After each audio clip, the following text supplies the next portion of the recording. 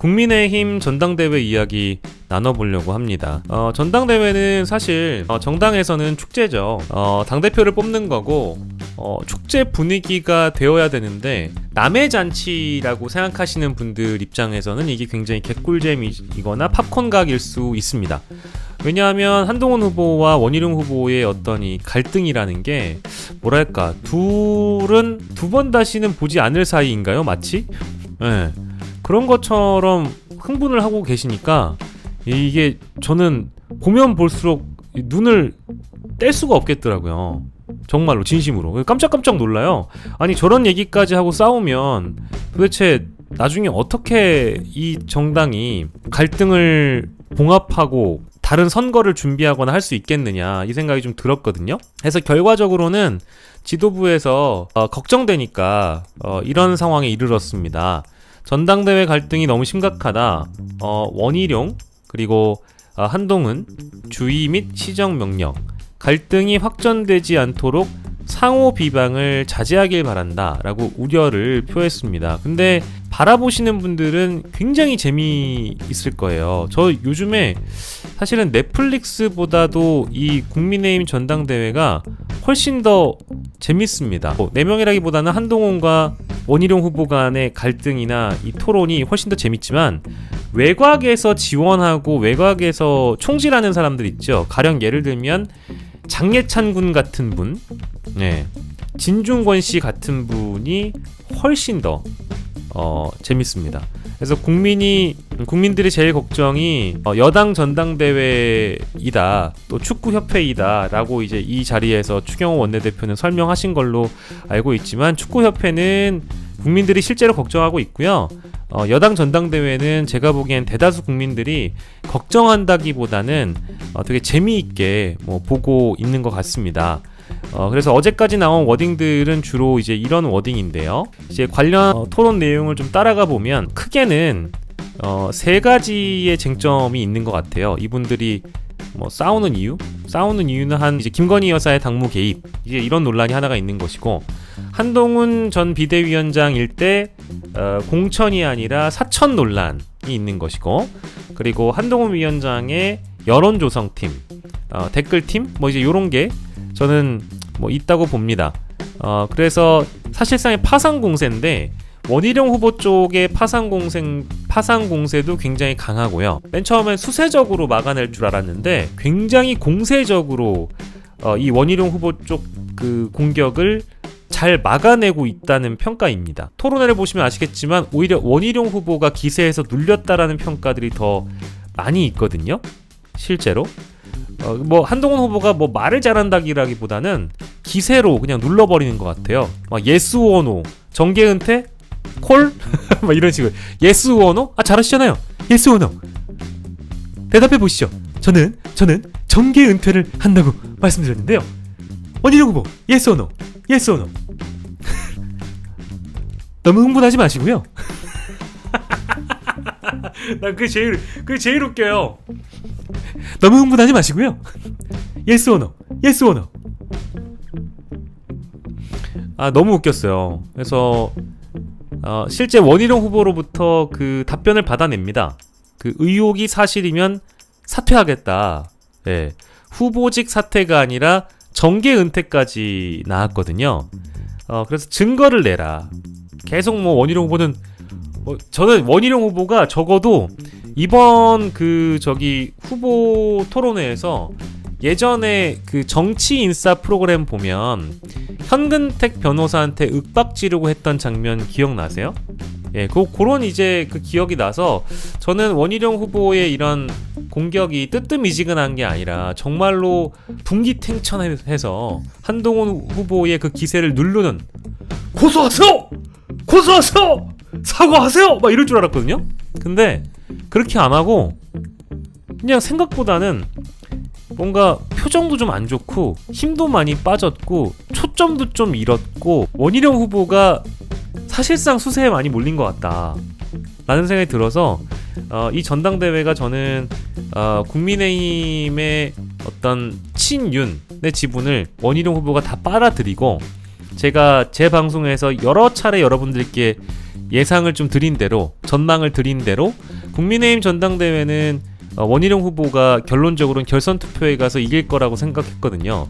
근데 이번 주에 제 전망을 조금 바꿨습니다. 물론 시간이 좀 있긴 합니다만 지금의 이 국면으로 간다면 결선에 가서 한동훈 후보가 아주 가까스로 원희룡 후보를 누르는 결과가 나올 수도 있을 것 같아요.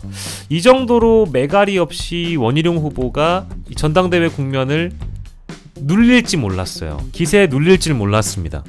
그래서 제가 좀 뷰를 수정을 했고요. 다만 시간이 한 열흘 남아있기 때문에 과연 1차 텔레그램 사태처럼 두 번째 전쟁, 세 번째 굵직한 어떤 이슈가 또 등장하진 않을까? 라는 생각이 들어서 물론 제 뷰는 좀 수정을 했지만 조금 더 여러분들과 함께 지켜보려고 합니다.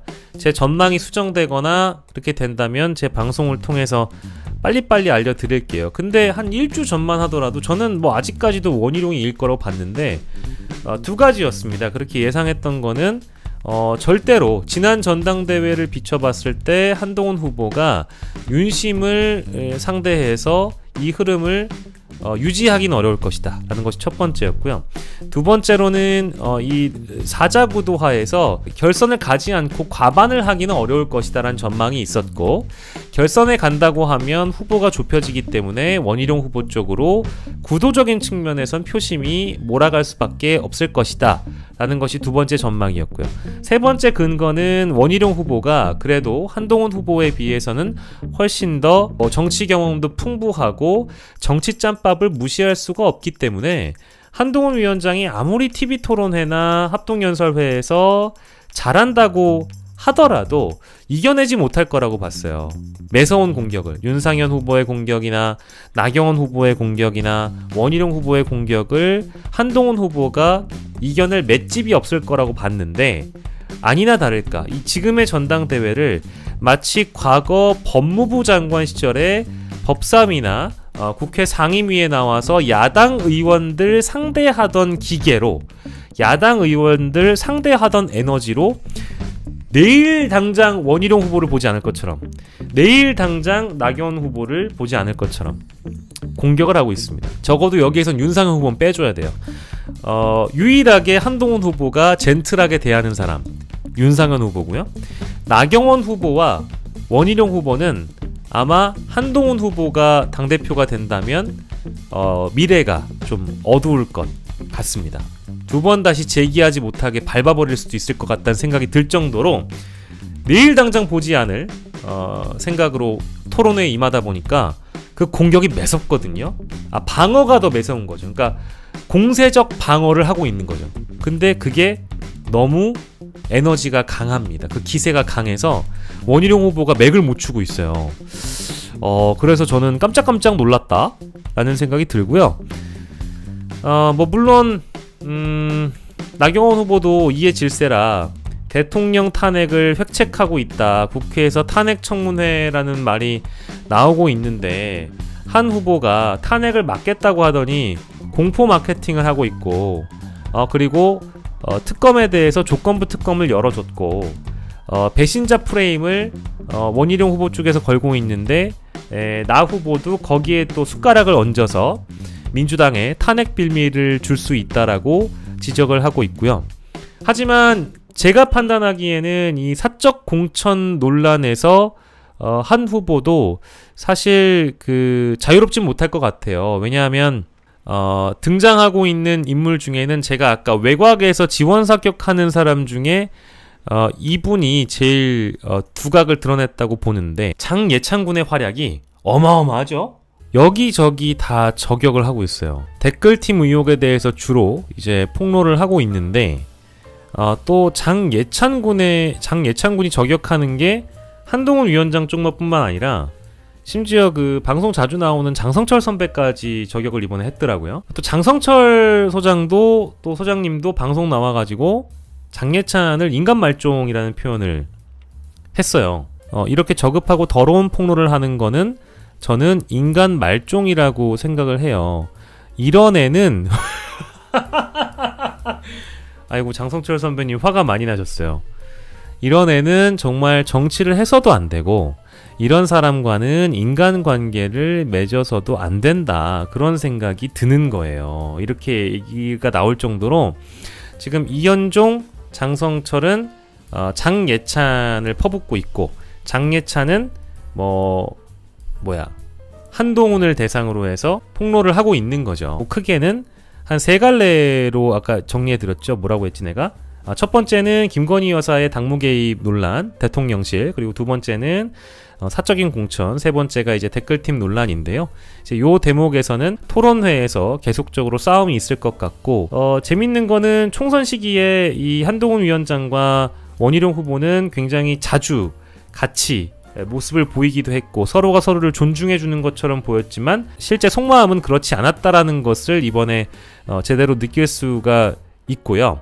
여러 의혹건들이 사실 지금 한동훈 위원장을 대상으로도 많이 있기 때문에 저는 장예찬 최고가 지적한 그런 내용들 중에 일견 좀 타당한 내용들도 좀 보이긴 해요. 댓글 여론조성팀으로부터 자신이 받았다고 하는 내용, 법무부 외곽에 있는 팀이다라고 하는 내용도 굉장히 좀 신빙성이 있어 보여서 저는 다 오픈했으면 좋겠어요. 왜냐면 김건희 여사가 운영했을지 모를 김건희 여사를 위한 댓글팀이 있었다고 한다면, 또 한동훈 비대위원장의 댓글팀이 있었다고 한다면 이건 공적으로도 사적으로도 다 문제가 되는 겁니다.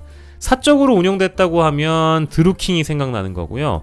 공적으로 운영됐다고 하면 그치, 국정원이나 사이버 사령부에서 실제 운영했다고 하는 댓글팀의 논란과 맥이 같기 때문에 이렇게 가든 저렇게 가든 댓글팀, 여론조성팀은 문제인 거예요. 그러니까 이게 어느 누구에게 이롭지 않은 폭로를 이어가는 것이죠. 전폭대회죠. 전당대회가 아니라 전방위적으로 폭로하는 대회인 겁니다. 그러니까 이게 어떤 기시감이 드냐면 박근혜 후보와 이명박 후보가 이 대선 주자가 되기 위해서 싸웠을 때 서로를 향해서 폭로를 했잖아요. 근데 이 폭로 내용이 나중에 미래에는 야권의 무기가 되고 각자의 발목을 잡는 무기가 되어버리거든요. 이명박 후보가 박근혜 후보를 저격했던 내용, 박근혜 후보가 이명박 후보를 저격했던 내용이 나중에 각자가 진짜 권력자가 됐을 때 발목을 잡는 수단이 되는 겁니다. 근데 지금 나온 이 전당대회에서 나온 내용들 있잖아요. 이 내용들이 전부 다 사실은 야권에게는 호재예요. 굉장히 적극적인 반응을 보일 수밖에 없습니다. 가령 예를 들어서 조국혁신당 같은 경우에도 이미 한동훈 특검법이 발의가 됐기 때문에 한동훈 특검법 안에 사설 댓글팀 운용 의혹을 추가해서 한다고 하잖아요. 그것도 굉장히 좋은 전략이 될 수밖에 없는 것이고요. 지금 여당 전당대회에서 나온 여러 소스나 이런 수단을 가지고 특검법을 수정하잖아요. 김건희 종합특검에도 마찬가지로 김건희 사설 댓글팀이 운용됐는지 그 의혹까지 같이 넣어야 되기 때문에 이거는 여당 좋은 게 아니고요. 야당 좋은 의혹이에요. 그리고 이런 식으로 또 전당대회 과정에서 여전히 살아있는 본부 자장처, 만약에 전당대회에 또 나온다고 한다면 저는 여전히 한동훈 후보가 흔들릴 가능성이 있고, 당대표가 된다고 하더라도 차후에 이 본부 자장처 5가지 의혹에 대해서 한동훈 특검법을 통해 만약에 규명을 한다 치면 윤석열 대통령이 당대표가 된 한동훈을 치기 위해서 한동훈 특검법을 받는다? 정치는 생물이고 진짜 살아있기 때문에 어떤 형태로든 이 갈래가 뻗어나갈 수 있을 거라고 저는 믿어 의심치 않습니다. 실제 당대표가 된다고 하면 당선되더라도 자신에 대한 특검법이 부담으로 작용할 수밖에 없는 상황이라고 보고, 전당대회가 끝나면 첫 번째 최상병 특검법, 두 번째 김건희 종합특검, 세 번째 한동훈 특검법이 이게 여당 내에 분열을 가져올 수밖에 없는 하나의 뇌관으로 작용할 수밖에 없을 겁니다. 이건 누구나 다 할 수 있는 예상이죠. 그래서 원희룡이 되든 한동훈이 되든 오늘 제가 썸네일에 올린 것처럼 공멸입니다. 그래서 지금 일각에서는 보수를 재건해야 된다라는 여론이 더 커요. 지금의 기득권은 현 국민의힘이고, 국민의힘 내부에서 권력을 잡고자 당권 다툼을 하는 것이지만, 이 불안한 국민의힘을 바라보고 있는 제3자들은 이대로 보수가 가면 안 된다. 이대로라면 완전히 범죄 집단이라는 걸 자인하는 거잖아요. 그렇지 않습니까? 아니, 여당만 범죄 집단인 게 아니에요.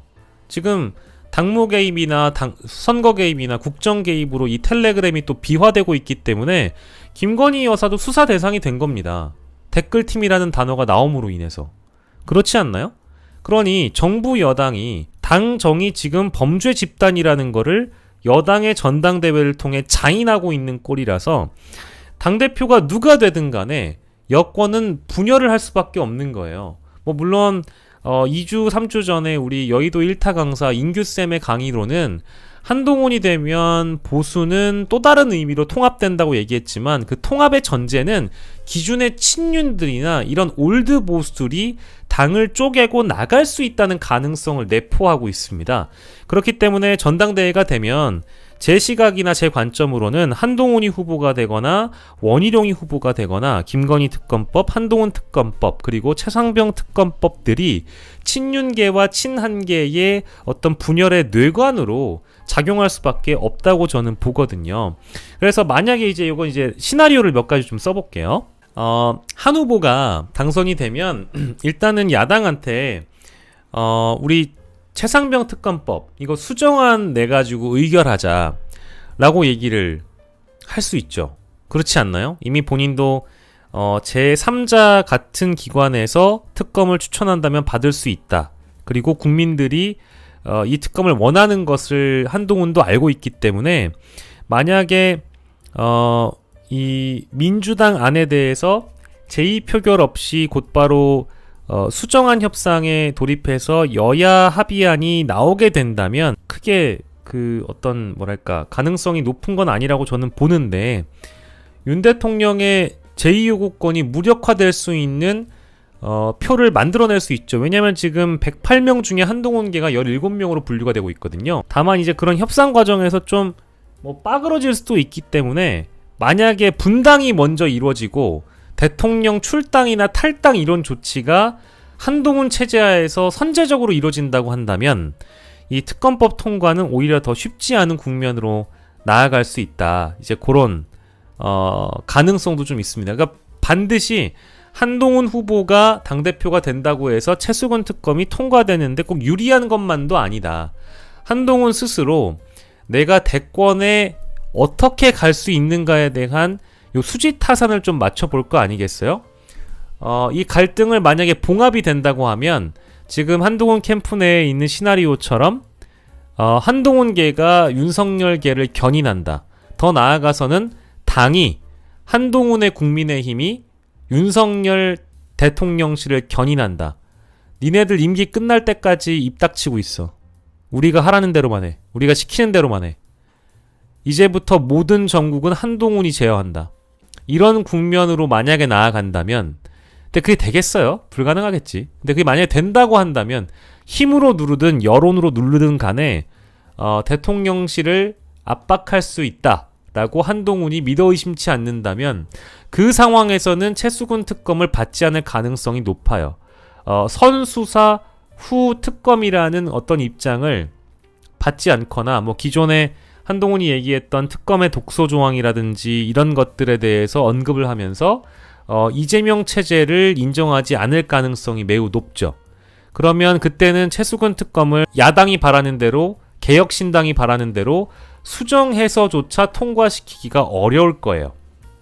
그런데 그게 아니라 한동훈이 그냥 당대표에 된 걸 심취해서 기쁨만 만끽하다가 만약에 대통령이 선제적으로 한동훈 특검을 받아버리거나 한동훈의 거취가 3일처나 5일처나 한 달도 안 갈 정도로 그저 당대표가 껍데기 쭉정이밖에 안 남게 된다. 이런 가능성도 분명히 있거든요. 그때 되면 아마 한동훈은 원내에 있는 친한계를 포섭해서 최수근 특검을 통과시킬 가능성도 매우 높습니다. 이 두 가지의 시나리오가 살아있다라는 점을 여러분들께서 알아주시면 될 것 같아요. 크게 얘기하면 이거밖에 없어요. 왜냐면 원희룡 후보가 당대표가 된다 한들 그 시나리오를 우리가 굳이 예상하지 않아도 뻔합니다. 뻔해요. 아니 원희룡 후보가 당대표가 되면은요 뻔합니다. 당은 더 오히려 분열 가속화가 되겠죠. 그래서 국민의힘은 올드 보수끼리 훨씬 더 뭉치게 되는 그림으로 나아갈 거고요. 예전에 약속 대련이나 이런 거 말씀하신 분들 많고, 전 그때도 약속 대련이 아니라고 했고요. 균열의 조짐이라고 표현했고요. 전 지금도 싸우는 척만 한다고 생각하지 않고요. 실제 싸우는데 봉합을 어떤 식으로 봉합하느냐가 달려있는 것이지, 케미컬적인 화합, 그러니까 이제 물리적으로는 봉합할 수 있는데 화학적 결합은 어렵다는 겁니다. 둘 사이가 범죄 공동체고, 둘 사이가 어떤 공동체고, 이 공동체인 거, 운명 공동체인 거는 제가 모르지 않아요. 서로의 탄생 배경, DNA가 같다. 과거의 전력이 까발려지면 서로가 위험하다. 이런 거에 대해서 의혹 제기하시는 분들 많은데 저도 그 대목은 동의합니다. 근데 서로가 살아남기 위해서 힘으로 누군가를 죽여야 되는 싸움이 해야 된다면, 그 싸움을 해야 된다면 이건 불을 보듯 뻔한 결과를 낳을 수밖에 없다. 공멸. 과연 누가 살아남을까? 그 서바이벌이라는 싸움에서는 한 명만 남게 되는 공멸의 단계로 나아갈 가능성이 크다. 이렇게 싸워버리면. 봉합은 어렵거든요. 봉합은 전 절대로 안 된다고 봅니다.